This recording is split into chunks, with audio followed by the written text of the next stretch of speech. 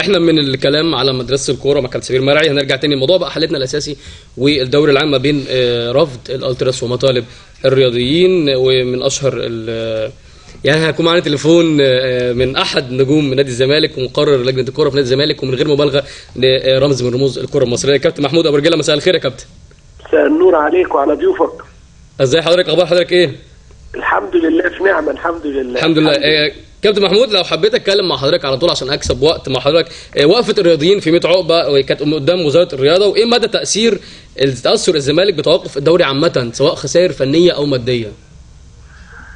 لا شك ان احنا لاول مره نجتمع، يعني من زمان قوي الرياضيين للاسف هم الوحيدين اللي عمرهم ما اجتمعوا ولا عمرهم خدوا قرار ولا عمرهم يعني وصلوا لاي حاجه لاي زميل او اي حد. حصل المره دي والحمد لله الظروف اللي مرت بها كره القدم والرياضه في مصر يعني مش عايزين نقول يصعب على الكلمه الثانيه يعني بلاش. يعني ناس ظروفها صعبه جدا جدا الى ابعد الحدود. اذا كان الدوري الممتاز في مجموعه ربنا كرمها نتيجه عقودها مع الانديه، لكن تعال بص بقى من الدرجه الثانيه نتكلم على الاجمالي بقى في بقيه كل الانديه، الرابعه للناشئين، للاعيبه اللي بيلعبوا في القرى، في المراكز الشباب. يعني عيب جدا نبقى في مصر اللي بيقولوا حضاره كام سنه واحنا الرياضه في كره القدم يبقى حالنا كده.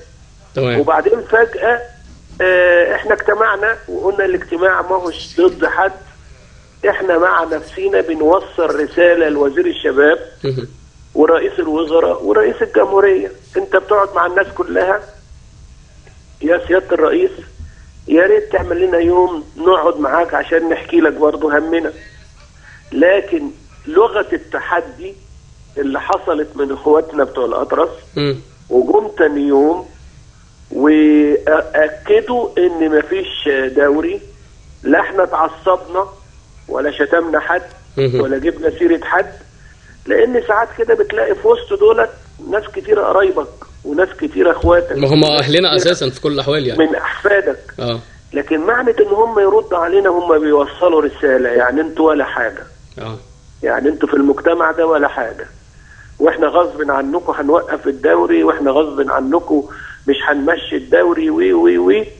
واحنا ساعات بنقول كلام ما حدش بيسمعه. اذا كنا احنا دوله مدنيه ودوله قانون ودوله ودوله ودوله ودوله، تعالوا يا جماعه اقعدوا مع الناس وما يبقاش المنظر كده. يعني ما فيش، انت ما تقدرش تحكم على واحد.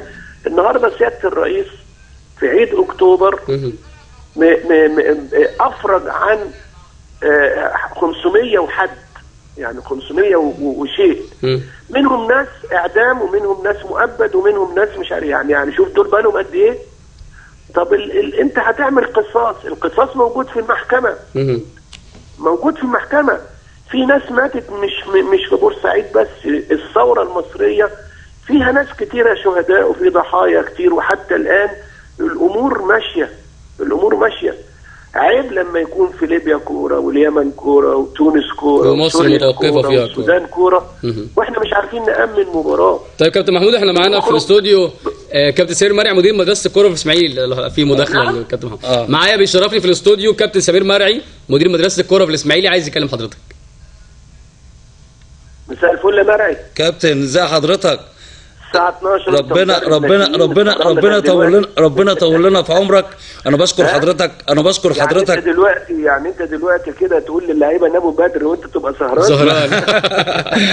حبيبي يا كابتن، ربنا يكرمك كابتن. انا بشكر حضرتك الاول على زيارتك وتكريمك للكابتن عربي، انت وجميع النجوم الكوكبه المحترمه اللي جت اسماعيليه من يوم الاربعاء اللي فات. وبشكر حضرتك يا مرعي، احنا كرمنا الكابتن عربي وعادل ابو جريشه والكابتن ابو ليلى في الجمعيه المصريه. انا عضو في الجمعيه يا كابتن، قدام اللاعبين. انا عضو في الجمعيه لاي حد. عارف ان حضرتك قايم بدور الجميل لجميع الرياضيين القدامى، وبنتمنى لكن جيل الستينات في الاسماعيلي يعتبر دول اخواتنا واحفادنا اولاد عم وتقول اولاد خال، لانهم قعدوا في نادي الزمالك قعده كبيره. انتوا غاليين علينا يا كابتن. وبينهم جسور جميله بيننا وبينهم يا رب. انت حضرتك يوم الاحتفال اللي هي بتاعت الكابتن عربي، القفشات بتاعتك الجميله، والقعده بتاعت الكوكبه الجميله دي، اذا كان الكابتن طه بصري ولا اللواء عبد المنعم الحاج ولا كابتن مختار، المجموعه اللي كانت موجوده الجميله دي،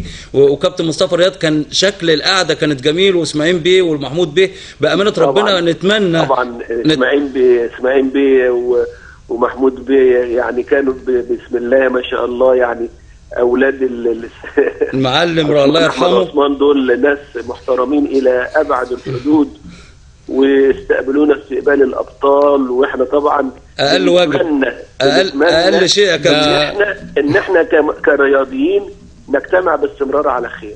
يا كابتن محمود، ده حضرتك نورت الدنيا كلها في اسماعيليه في الحفله دي، واحنا يمكن كاميرا برنامج الدرويش كانت موجوده هناك وسجلت، ويمكن هنذيع التقرير ده بعد شويه. كابتن محمود ابو رجاله، مقرر لجنه الكوره في نادي الزمالك، بشكر حضرتك جدا، نورتني في الدرويش النهارده. شكرا جزيلا، وربنا يوفق الدراويش اخواتنا حبايبنا، ونشوفهم ان شاء الله ملعلعين ومتالقين في الدوري الممتاز. اشكرك يا كابتن، الف شكر يا كابتن. شكرا، مع الف سلامه.